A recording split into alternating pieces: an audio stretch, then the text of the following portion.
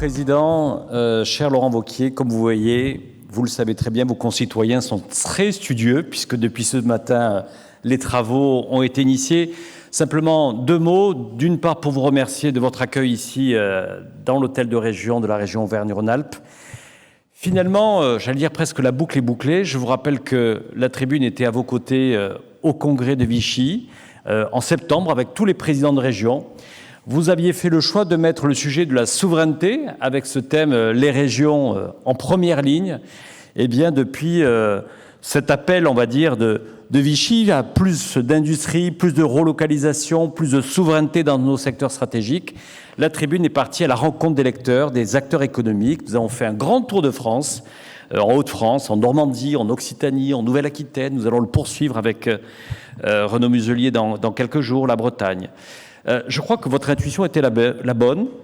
Je l'ai dit tout à l'heure, mais la souveraineté, ce n'est pas uniquement un débat sur un plateau télé à Paris entre 18h et 20h. Pour bien le comprendre, on a souhaité s'engager avec notre rédaction et nos journalistes pour aller à la rencontre des acteurs économiques, des industriels, mais aussi des politiques publiques qui sont portées par les régions. Donc vous le voyez, un tour de France, en tout cas nous, qui nous a fait beaucoup de bien et nous sommes très heureux en tous les cas de le conclure ici avec vous en région Auvergne-Rhône-Alpes. C'est à vous, je vous remercie.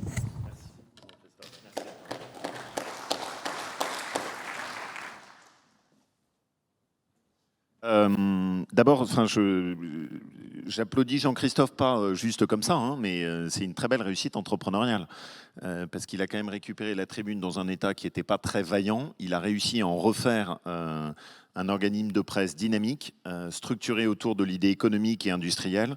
Et je suis très admiratif de ce qu'il a fait. En plus, maintenant, avec une nouvelle page qui s'ouvre pour la tribune, on a fait pas mal de partenariats ensemble pendant toute cette période. Et donc, je suis très heureux de l'accueillir. Dans notre pays où on a un peu de mal à mettre en avant ce qui réussit, il faut quand même le souligner. C'est une très belle réussite, ce qu'a fait Jean-Christophe avec la tribune. Et avec une démarche originale qui consiste à prendre exactement l'inverse de ce qu'est l'habitude de notre pays. Notre pays est ultra centralisé. Notre pays concentre tout sur Paris. Et notre pays pense que tout doit venir de Paris. Et je pense que c'est le problème de notre pays. Et la démarche de Jean-Christophe, c'est exactement l'inverse. C'est d'être allé chercher l'optimisme à partir des territoires, à partir de ce qui se passe dans nos régions, et à partir, je dirais, de ce qu'est cette couche entrepreneuriale qu'on a, qui passe souvent en dessous des radars, et qui constitue en réalité, à mes yeux, le principal atout de notre pays aujourd'hui dans les défis qui sont à venir. Alors je vais essayer de vous présenter ce que nous on fait dans notre région. On en est évidemment très fiers. Je suppose que vous avez eu à peu près des discours dans les différentes régions qui ont essayé de pointer et de mettre en avant leurs caractéristiques. Ici, on va faire très simple. Nous, notre ADN, c'est le travail, l'entrepreneuriat, l'industrie. Et on l'a conçu comme ça. Quand on a récupéré la région Auvergne-Rhône-Alpes, qui était une région qui est quand même très grande, très fusionnée, dans laquelle aujourd'hui, je pense qu'on est une des régions où l'installation de la grande région s'est le plus effectuée dans les têtes, on s'est demandé quel est l'ADN commun entre un start-upper de Lyon, un chercheur de Grenoble, un ouvrier du décolletage de la vallée de l'Arve et un agriculteur du Cantal. Vous verrez qu'il n'y a pas que des agriculteurs dans le Cantal. Et le point sur lequel on s'est concentré, c'est de se dire l'ADN commun, c'est le travail. Et nous, on est une région du travail, de l'entrepreneuriat, et on va se concentrer là-dessus. Et en déclinant un peu plus, à l'époque, on avait travaillé avec Juliette sur ce sujet-là. On était notamment allé à San Francisco pour essayer d'avoir des nouvelles idées. Et on était parti en se disant, il faut qu'on parte sur le digital, etc. Et à San Francisco, ils nous avaient dit, faites pas ça, c'est n'importe quoi. Tout le monde part sur Startup Nation. Mais vous avez une autre carte à jouer qui est beaucoup plus intelligente. Vous avez de l'industrie. Et donc, misez sur votre industrie. Et donc, on a conçu dès le début toute notre politique autour de l'industrie. À une époque où le concept de souveraineté industrielle n'était absolument pas à la mode et où on était même les seuls. La mode, c'était de dérouler tapis rouge à tous les GAFA américains quand ils venaient, on les accueillait à Versailles, tout était extraordinaire. Et nous, on s'est dit non, on croit dans l'industrie, on est convaincu qu'un pays ne tient pas sans son industrie et il faut qu'on parte de notre industrie et qu'on renforce notre tissu industriel. Et ça a été notre obsession. Tous les outils qu'on a conçus sont tournés autour de ça. Avec évidemment la volonté de faire bouger notre industrie, la décarboner, la faire basculer sur l'industrie digitale, les pousser à travailler sur le data, bien sûr, mais concentré autour de cette idée industrielle. Le résultat, et on en est assez fiers, c'est que vous êtes dans la première région industrielle de France. devant l'Île-de-France. C'est-à-dire la première région en termes de nombre d'emplois industriels, de création de valeur, de pourcentage du PIB, c'est notre région. Donc on est très clairement la locomotive industrielle de notre pays. Et on est dans les 5 plus grandes régions industrielles d'Europe.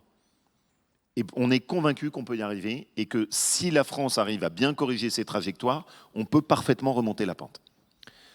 D'abord, on a commencé par quelque chose qui n'est absolument pas à la mode. On a nettoyé la dépense publique. Alors ça ne rend pas toujours très populaire, parce que dans notre pays, il y a quand même un principe, c'est qu'on a droit à une subvention à vie. Surtout si je suis taquin, si on appartient à quelques domaines, notamment la culture, où là, la subvention est absolument à vie. En plus, on ne peut demander des comptes sur rien. Nous, on ne croit pas à ça. Nous, on pense que pour qu'un pays marche, il faut commencer par bien gérer sa dépense publique. Et pour qu'une région marche, il faut commencer par bien gérer sa dépense publique. Donc on a fait 15% d'économie sur les dépenses de fonctionnement. On s'est mis dos au mur en s'interdisant d'avoir 1 euro de dette supplémentaire. En 7 ans, on n'a pas fait un seul euro de dette supplémentaire. On s'est mis dos au mur en s'interdisant d'augmenter aucun impôt, aucune taxe. Donc ici, on n'augmente pas les impôts, on n'augmente pas les taxes, on ne touche à rien. On est sur une fiscalité où on s'interdit de toucher à l'outil fiscal. Et l'objectif, c'est que la région coûte le moins possible en termes de fonctionnement pour avoir le plus possible d'argent sur l'investissement. Nous sommes notés par une agence financière, la même dont on attend le résultat demain, et cette agence nous classe juste 1 cran en dessous de l'Allemagne. Et maintenant, 2 crans au-dessus de la France. Et on est dans les collectivités locales la mieux gérée de France. Et ça, c'est très important que je le dise, parce que ne vous trompez pas, il y a une colonne recettes et il y a une colonne dépenses. Et qu'il n'y aura jamais de compétitivité économique et industrielle si on gaspille l'argent public. Et la maladie française du quoi qu'il en coûte et des chèques à tout le monde pour acheter des grille-pains, vous les payez ensuite sur les impôts de production, sur les charges salariales, sur les charges patronales, sur les impôts sur le revenu, sur tout ce que vous prenez pour pouvoir créer de la valeur. Et donc, nous, la première matrice, c'est de se dire, ici, on commence par économiser sur la dépense, c'est la condition pour ensuite pouvoir se donner les moyens de son ambition. Partant de là après, on a fixé l'idée que l'essentiel de notre investissement devait aller à ce qui crée de la valeur. Il faut d'abord créer de la valeur avant de vouloir la redistribuer. Donc on s'est concentré sur tout ce qui permet d'accompagner l'entrepreneuriat, les infrastructures, la création d'équipements et de chantiers, l'innovation dans le domaine du BTP, tout ce qui nous permet de conforter et de renforcer notre région économiquement. On l'a fait avec une méthode à laquelle je suis très attaché, parce que je pense que c'est une des voies de réflexion qu'on doit avoir. Jérôme va vous expliquer, s'il ne l'a pas déjà fait, tout ce qui... et c'est une grande chance que vous l'ayez. Jérôme Fourquet, aujourd'hui, c'est le meilleur analyste de ce qui se passe dans le pays. Le travail qu'il a fait, livre après livre, pour comprendre la façon dont le pays part en archipel, ses attentes, la façon dont il se transforme et dont il vit ses propres transformations, c'est passionnant. Donc vous avez beaucoup de chance d'avoir Jérôme Fourquet qui intervient ici. Profitez-en, parce qu'il a posé à mes yeux le meilleur diagnostic sur l'état du pays. Et ce qui est très intéressant, c'est qu'on est dans une société dans laquelle les gens veulent de la souplesse. Et nous, on a un système ultra vertical. On est dans une société où la création de valeur, c'est se mettre ensemble. Et nous, on a un système dans lequel c'est la puissance publique qui, dans sa majesté, qui n'a pas tellement changé depuis Louis XIV, pense que ça sait tout mieux que tout le monde et que ça impose les choses. L'État pense qu'il va définir la stratégie industrielle lui-même sans aucune interaction avec les acteurs. L'État pense qu'il fait le RER métropolitain sans même réunir autour de la table les différents acteurs pour pouvoir faire un RER métropolitain. Et on est devenu la démocratie au monde qui est la plus archaïque. J'ouvre juste cette parenthèse parce que vous ne changerez pas le pays si vous ne changez pas le process. Ça, c'est ma conviction. C'est-à-dire qu'en fait, on a un mode de gestion du pays qui est devenu archaïque et c'est comme si dans une entreprise, vous dites « je prends l'entreprise et juste parce que c'est moi, ça va s'améliorer ». Non. Si vous ne changez pas la manière de fonctionner de la France, vous ne changerez pas le pays et vous ne lui redonnerez pas de la liberté et de l'oxygène. Nous, tout tombe d'en haut. Le principe qu'on a ici, je ne suis pas un grand adepte de démocratie participative, pour ceux qui me connaissent, mais en revanche, j'aime bien quand on travaille ensemble. Et donc, on additionne nos publics et privés systématiquement. J'essaye de m'appuyer beaucoup sur les réseaux consulaires. Je crois dans les corps intermédiaires. Et je pense qu'on est plus intelligent quand on essaye d'additionner des choses. Et donc, la réussite, ce n'est pas la réussite de la région. C'est la réussite de la région, plus les réseaux de CCI, plus les réseaux de chambres de métiers, plus les représentants du monde entrepreneurial, plus les clusters, plus les pôles de compétitivité, plus les chefs d'entreprise. Et on essaye de travailler en commun sur une idée publique et privée, c'est une bonne idée à associer. Et quand vous regardez dans le monde, les modèles qui marchent, c'est pas privé tout seul, c'est pas public tout seul, c'est public et privé ensemble. Parfois, ça remet en question, hein, parce que le raisonnement du privé n'est pas exactement celui classique du public, mais ça fait beaucoup de bien et ça apporte beaucoup d'oxygène. Ensuite, une fois qu'on a fait ça, on s'est doté d'outils. D'abord, on met beaucoup d'argent pour accompagner nos entreprises, parce que les autres le font. Les Allemands le font, l'Italie du Nord le fait, l'Autriche le fait, la Flandre le fait. Nous, on est les rois pour appliquer les aides européennes et les règlements, mais en revanche, pour soutenir nos entreprises dans leurs investissements, beaucoup plus compliqué. Donc, on met de l'argent pour pouvoir accompagner nos clusters, nos pôles de compétitivité, l'innovation. Et ensuite, on a essayé de faire très méthodiquement ce dont a besoin un chef d'entreprise. D'abord, il a besoin d'un endroit qui lui simplifie la vie. Donc, on a une agence avec une équipe dont je suis très fier, qui fait un super boulot. Ils sont d'ailleurs cachés dans le fond. Il y a Emmanuel, il y a Yann. On a fusionné 10 agences avant qui s'occupaient d'entreprises. Et eux, ils sont capables de faire à 360 degrés. Ils s'occupent de votre foncier, ils s'occupent de vos aides, ils s'occupent de la recherche, ils s'occupent de la formation, ils s'occupent de vous faciliter les tâches administratives, un seul endroit. Parce que le gros problème, c'est la réglementation. C'est comme ça qu'on a réussi, par exemple, à attirer Van Cleef & Arpels, qui vient de prendre sa principale décision d'investissement des 5 dernières années avec un investissement de plus de 50 millions d'euros et qui se fait dans notre région parce qu'ils avaient un seul guichet en face, là où dans les autres régions, ils avaient 4 à 5 personnes. Et ça nous a permis d'être très réactifs et de les attirer chez nous. Ils vont, ce qui est quand même une fierté à tiers, donc ça montre qu'on peut vraiment arriver à ramener des entreprises dans notre territoire et dans la Drôme, pas très loin d'ailleurs de chez Thierry, un tout petit peu plus au sud de Vienne. Chez son concurrent à Valence. Mais le prochain sera chez toi, Thierry. Donc ça, c'est le premier exemple. Deuxième exemple, quand on a un gros dossier, on est capable de mettre beaucoup d'argent. On avait une ambition, on voulait montrer que c'était possible de refabriquer des sneakers en France. Et on a un entrepreneur du textile génial, que j'adore, qui est venu nous voir et qui nous a dit « J'ai étudié le process, on peut arriver à rapatrier du Vietnam, mais il faut qu'on investisse beaucoup en robots. » Et on l'a énormément accompagné. On l'a mis en lien avec Siemens, parce que moi, je crois aussi au partenariat entre grands groupes et PME ETI.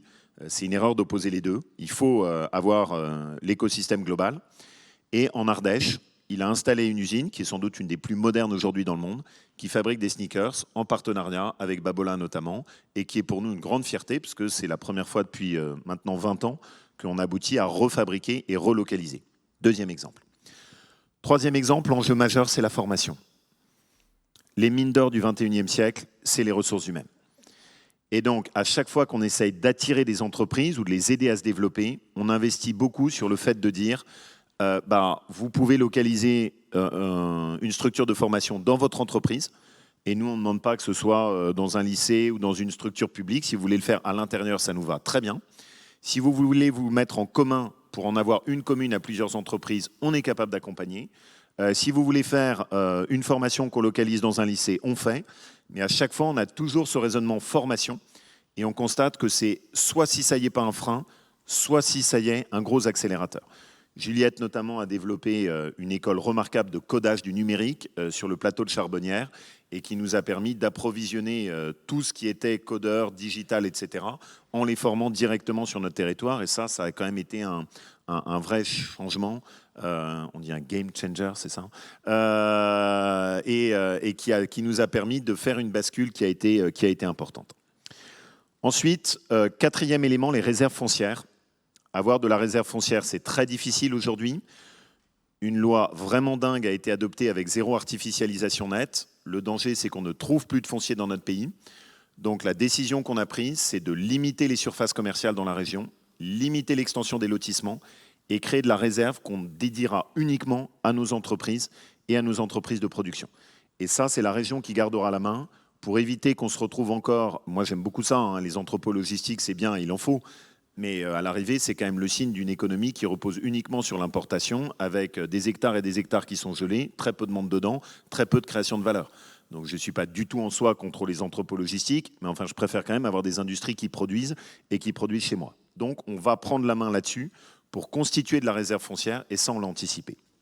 Et notre dernier atout, c'est la mise en place d'un fonds souverain qu'on a structuré sur un raisonnement assez simple, là aussi en partenariat avec des family office et des banques régionales, avec l'idée de dire à nos habitants, aujourd'hui quand vous mettez votre argent dans un compte épargne, vous ne savez pas à quoi il va servir. Il va partir au Brésil, il va partir au Vietnam, il va partir aux États-Unis. Et tout le monde a la passion de vouloir savoir, OK, mon épargne, où est-ce qu'il part? Et avec notamment la possibilité d'avoir des fonds verts. Les fonds verts, c'est très sympathique, mais vous ne savez pas où ça part. Et donc, ce qu'on a voulu proposer, c'est un produit d'épargne dans lequel on dit aux particuliers, votre argent sera réinvesti dans nos industries et dans nos emplois. C'est géré par un chef d'entreprise. Moi, je ne veux pas interférer, sinon on finit comme Ségolène Royal, donc avec Berlier. Donc ça, les politiques, c'est très bien, mais ça ne prend pas les décisions d'investissement. On a fixé la doctrine stratégique, c'est tourner sur les industries. L'objectif, c'est de permettre l'accélération et la montée en puissance. Et ça nous permet d'intervenir notamment en fonds propres pour aider au développement. On l'a structuré en fonds ombrelle pour ceux qui sont à peu près techniques dans le domaine. Et ça nous permet d'avoir une vraie force de déploiement. On le fait monter en puissance. C'est aussi une façon de dire on se donne les moyens d'accompagner et de protéger nos entreprises. Je vais donner là aussi un résultat très simple. Biose, dans le Cantal, toute petite entreprise quand je les ai connus. Ils étaient même pas une trentaine. Aujourd'hui, ils sont en train de monter vers 500. C'est le leader mondial dans tout ce qui est la fabrication de médicaments, de produits pharmaceutiques à partir de bactéries végétales ou animales et donc aucun recours à la chimie. Et ils ont bouclé d'ailleurs leur dernière levée de fonds à 300 millions d'euros et nous on les a accompagnés. Et ça, c'est des outils qui sont très forts et qui montrent, c'est pour ça que je vous le cite, qu'on peut arriver à réussir ces relocalisations industrielles à l'intérieur de nos territoires. Maintenant, je voudrais finir avec un constat, parce que ça se mesure. La CCI a fait une étude des projets de relocalisation en France.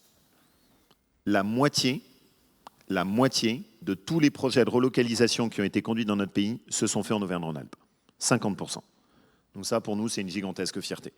Parce que le fait d'être parti avant, d'y avoir cru, d'avoir défendu la souveraineté industrielle, de s'appuyer sur nos chefs d'entreprise très tôt, ça nous a permis de garder cette maîtrise. Et la deuxième satisfaction pour nous, c'est que la plupart du temps, ce sont des chefs d'entreprise qui détiennent eux-mêmes leur entreprise. Ce n'est pas des fonds qui restent pendant 5 ans et qui ensuite tournent, ce qui est bien aussi, hein, et, ça peut être un modèle, mais j'aime bien quand même qu'on ait des chefs d'entreprise enracinés dans leur territoire et qui sont pour nous notre force d'appui. Et ça, c'est vraiment la ligne directrice qu'on essaye de tenir. Maintenant, je voudrais finir avec 3 conclusions, si vous me permettez, en ayant déjà été un tout petit peu trop long. La première sur la décarbonation. Vous voulez agir pour la planète, vous avez une seule chose à faire. Vous ramenez les industries et la production en France. Il y a très peu de pays au monde qui peuvent se permettre de dire ça. Nous avons le système de production économique qui est le plus décarboné au monde. À condition d'arrêter de faire n'importe quoi sur le nucléaire, de continuer à développer les énergies renouvelables et de ne pas oublier l'hydraulique, nous avons le système de production au monde qui est le plus respectueux de la planète et de l'environnement. Et donc, de grâce, arrêtons de nous tirer des balles dans le pied. C'est une chance inouïe d'avoir un pays qui puisse dire « Nous, notre intérêt, si on veut sauver la planète, c'est produire chez nous et arrêter d'importer trop ailleurs. » Vous êtes en Allemagne? Non, pas avec le charbon. Vous êtes aux États-Unis? Sûrement pas. Vous êtes en Chine? J'en parle même pas. Nous, oui. Et donc, pourquoi est-ce qu'on est suffisamment dingue pour sans cesse rajouter des normes à nos propres productions qu'on n'impose même pas aux produits qu'on importe, alors que chez nous, c'est tellement simple, il suffit de dire « sauver la planète, c'est faire réussir l'industrie française ». C'est quand même pas très compliqué comme message.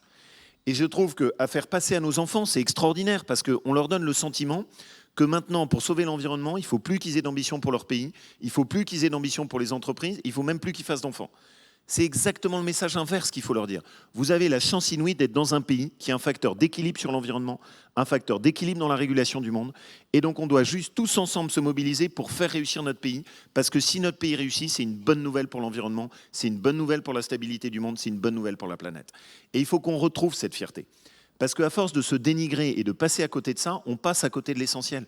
Le premier facteur d'émission de CO2 dans notre pays, c'est les importations. Vous voulez réduire le coefficient d'émission de CO2 en France, baisser les importations, relocaliser, ramener les emplois chez vous.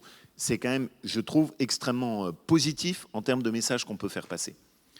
Le deuxième, et c'est pour moi une vieille conviction, ça ne peut pas marcher si jamais on ne règle pas le problème de la différence entre le travail et l'assistanat. Il y a 10 ans, j'avais dit que l'assistanat serait un cancer pour notre pays. On y est. C'est en train de ronger le pays de l'intérieur. Vous ne pouvez pas arriver à embaucher des gens quand la réalité, c'est qu'en travaillant en 3-8, ils gagnent à peine plus que s'ils restent chez eux. C'est comme ça. On peut le prendre dans tous les sens et on ne peut même pas le reprocher aux gens. Moi, je pense, mais c'est un sujet de débat et ça m'intéressera d'avoir le jugement de Jérôme. Oui, le rapport au travail a changé. Oui, les gens veulent plus de fluidité. Oui, ils valorisent la sphère personnelle. Mais en même temps, ils sont en attente de sens au travail. Et je pense que ce n'est pas tellement le travail c'est pas les Français qui ont perdu le sens du travail, c'est le travail qui a perdu son sens en France. Je vais prendre un chiffre très clair. Une de mes amies gère les services sociaux d'un département. Je lui ai demandé des monographies. Elle me donne un exemple très simple d'un parent isolé, 4 enfants, il touche 2 500 € d'aide sociale par mois. Je ne lui reproche pas du tout, mais je dis juste quand vous touchez 2 500 € d'aide par mois, qui est capable d'offrir ici un salaire net à 2 500 € dans lequel, en plus, si jamais vous commencez à avoir ce salaire-là, vous allez perdre toute une série d'aides et vous allez prendre des impôts. C'est impossible, vous pouvez demander ça à personne. Vous ne demandez pas à quelqu'un de faire 30 km de trajet chaque jour pour aller travailler dans une structure potentiellement en 3-8. Pourquoi 50, 100 € de plus que si vous restez chez vous? On a construit un système social qui est devenu fou, où au lieu d'aider les gens temporairement, et il faut les aider temporairement, parce qu'il y a des gens qui peuvent traverser des périodes sociales difficiles, mais où l'objectif, ça doit être de revenir en direction du travail.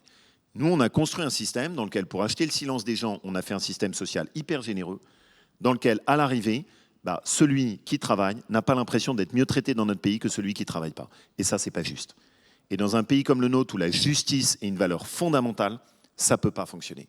Il faut remettre la reconnaissance du mérite au cœur du fonctionnement de notre pays. Chacun selon ses mérites, chacun selon son implication. Mais s'il n'y a pas de reconnaissance de mérite, il n'y a pas de possibilité pour le pays de se reconstruire. Et vous pouvez faire ce que vous voulez, on ne retrouvera pas de la compétitivité et de la dynamique en France.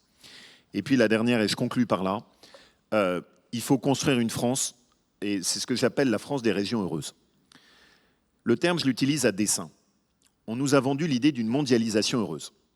Cette mondialisation, on a découvert avec le Covid que si jamais vous importiez tout ce que vous fabriquez, vous n'avez plus de masques. On a découvert avec la crise énergétique que le fait de dépendre des autres pouvait avoir des conséquences catastrophiques. Et on a découvert avec la crise ukrainienne que la guerre, ce n'était pas fini et que potentiellement, ce monde-là était très instable. Du coup, on redécouvre la notion de souveraineté. Bonne nouvelle pour moi. Cette souveraineté en France, si vous voulez la construire, vous ne la construirez pas depuis Paris. Il faut qu'on redécouvre l'énergie qui est dans le pays dans sa profondeur. Un pays qu'on a souvent méprisé. Un pays qui, au moment de la crise des Gilets jaunes, s'est un peu senti à l'écart. C'est-à-dire que la première phase des Gilets jaunes, c'était quand même cette catégorie de Français modestes qui allaient travailler, qui ont eu l'impression qu'ils étaient plus considérés, que ça tombait de Paris avec des règles qui n'étaient plus en osmose. Si vous voulez que le pays fonctionne, il faut le réconcilier. Pourquoi est-ce qu'au début, je vous ai parlé d'un projet qui devait fonctionner pour Lyon, pour le Cantal, pour la vallée de l'Arve? Vous ne pouvez pas avoir un pays dans lequel il y a d'une part des métropoles ultra riches et de l'autre côté des territoires désindustrialisés qu'on laisse à l'abandon. Ce n'est pas ça la réussite de la France. Notre force, au contraire, c'est de réinvestir le pays dans sa profondeur. C'est de refaire vivre des bassins d'emploi comme Thiers. C'est de comprendre qu'à Issoire, vous avez un bassin de l'aéronautique qui est génial. C'est de miser sur le fait qu'à Vienne ou Valence, on peut avoir des territoires de production industrielle. C'est redonner ce message d'espoir à ce qui a toujours fait la force de notre pays depuis la Troisième République. C'est cette compréhension que nous, on a un pays qui recèle d'énergie, de vigueur et de dynamisme dans ces territoires. Et donc reconstruire notre pays, pas à partir de Paris, mais en remisant sur l'énergie de nos territoires et dans des territoires où on vit mieux, où la qualité de vie est meilleure, le coût du logement est moins cher, la possibilité d'élever ses enfants est plus facile et où, à condition de ramener des emplois et notamment des emplois industriels, on peut offrir des vraies perspectives de carrière, de développement qui soient attractifs. C'est cette France des régions heureuses que je trouve un très beau défi à construire pour nous et qui peut être aussi notre caractéristique dans la compétition mondiale qui est devant nous. Voilà. Merci à tous. Merci Laurent Wauquiez. Vous étiez au cœur de cette tournée, transformant la France au cœur des régions heureuses. C'est ce que nous retiendrons ce matin de votre intervention. Merci beaucoup Laurent Wauquiez. On se retrouve très prochainement, je l'espère, dans les colonnes de la Tribune. Merci beaucoup. Bon courage.